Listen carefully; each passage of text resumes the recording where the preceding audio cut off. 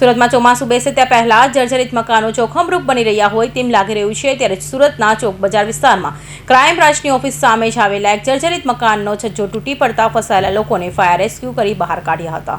સુરતના ચોક બજાર ખાતે ક્રાઇમ બ્રાન્ચની ઓફિસ સામે આવેલા સિંધીવાડ વિસ્તારમાં એક જર્જરિત મકાનનો છજ્જો અચાનક તૂટી પડતા આસપાસના વિસ્તારમાં દોડધામ મચી ગઈ હતી। ઘટનાની જાણ થતાં જ ફાયર ઓફિસર બલવંતસિંહ અને તેમની ટીમ તાત્કાલિક ઘટના સ્થળે પહોંચી બચાવ કામગીરી હાથ ધરી હતી। મકાનની અંદર ફસાયેલા અંદાજે 5 થી 6 લોકોને ફાયર વિભાગની ટીમે સુરક્ષિત રીતે બહાર કાઢ્યા હતા। રેસ્ક્યુ કરાયેલા લોકોમાં 65 થી 70 વર્ષના એક અંધ વૃદ્ધનો પણ સમાવેશ થતો હતો। તેઓ ચાલી શકતા ન હોવાથી ફાયર કર્મચારીઓએ તેમને ઉચકીને સુરક્ષિત સ્થળે પહોંચાડ્યા હતા। સદનસીબે આ દુર્ઘટનામાં કોઈ જાનહાનિ થઈ ન હતી। આપણું નામ?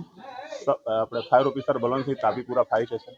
આજે એક શું કોલ મળ્યો ફાયર કંટ્રોલ દ્વારા ફોન આવ્યો કે આપણે સિંધીવાડ આપણે ક્રાઇમ બ્રાન્ચ પોલીસ સ્ટેશન છે અને સામે એક દિવાલ પડી ગયેલો છે ઓર કોઈ માણસ દબાયો નથી એમ તો આપણે ઝડપથી ગાડી આ જગ્યાએ આવ્યો લેકિન આ જગ્યાએ જોવા પછી આપણે જે મેઇન ગેટ એન્ટ્રી હોય આના છજ્જાના ભાગ પડી ગયેલો ઓર અંદર 4 થી 5 જણા જે છે ને બહાર નીકળી ન શકે આ પોઝિશન હતા।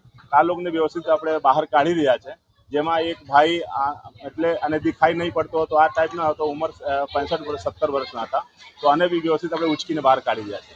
આ બિલ્ડિંગની હમણાં પોઝિશન કેવી છે અને એસએમસી દ્વારા શું એમાં કરવામાં હવે બિલ્ડિંગની પોઝિશન તો જૂની છે ઓર બિલ્ડિંગ ઇન્સ્પેક્ટરને જાણ કંટ્રોલ દ્વારા કરાવેલા છે। બિલ્ડિંગ ઇન્સ્પેક્ટર આવે એટલે કહેશે। આ ચોક બજારમાં કઈ જગ્યા પર એડ્રેસ શું છે? અને ચોક બજાર ક્રાઇમ બ્રાન્ચ જે પોલીસ સ્ટેશન છે આની સામે સિંધીવાડ છે ઓર હનુમાનજીનું મંદિર છે આની બાજુમાં છે।